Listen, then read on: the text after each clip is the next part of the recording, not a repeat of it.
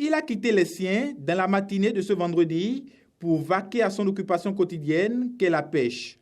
Mais c'est son corps sans vie qui retourne dans l'après-midi du même jour.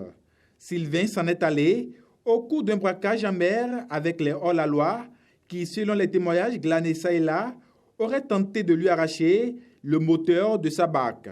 Nous sommes partis vers là où la chose s'est passée. On a trouvé les enfants, on les a interrogés. Ils ont dit que c'est les braqueurs qui sont venus, ils sont trois dans la pirogue. Ils sont venus, ils ont dit de donner l'essence, ils ont donné l'essence. En même temps, ils leur ont dit de donner le moteur aussi. Et les enfants ont de faire un peu de paraître. En ce moment, ils ont pris leur pistolet, ils ont tiré sur les enfants. Et l'un de nos pêcheurs a eu balles. On a compté au moins 15 balles sur lui. Une situation qui a plongé tous les usagers du port de pêche de Cotonou dans la tristesse et dans la consternation. Un jour, pas comme les autres.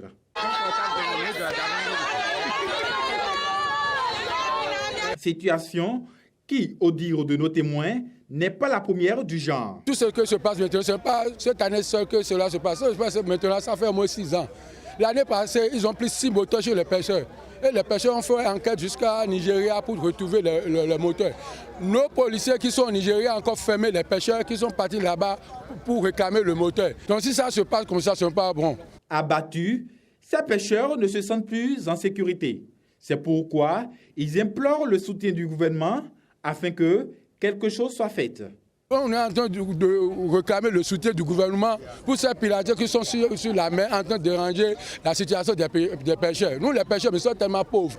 On va payer une machine à 2 400 000. Un jour, les pirates vont venir nous ramasser, c'est ça. Un événement qui remet sur le tapis la sécurité en haute mer.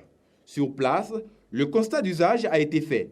Les pêcheurs escapés conduits à la brigade du port pour besoin d'enquête et le corps du jeune homme acheminé à la morgue sous le regard impuissant des femmes du marché de poissons de Cotonou.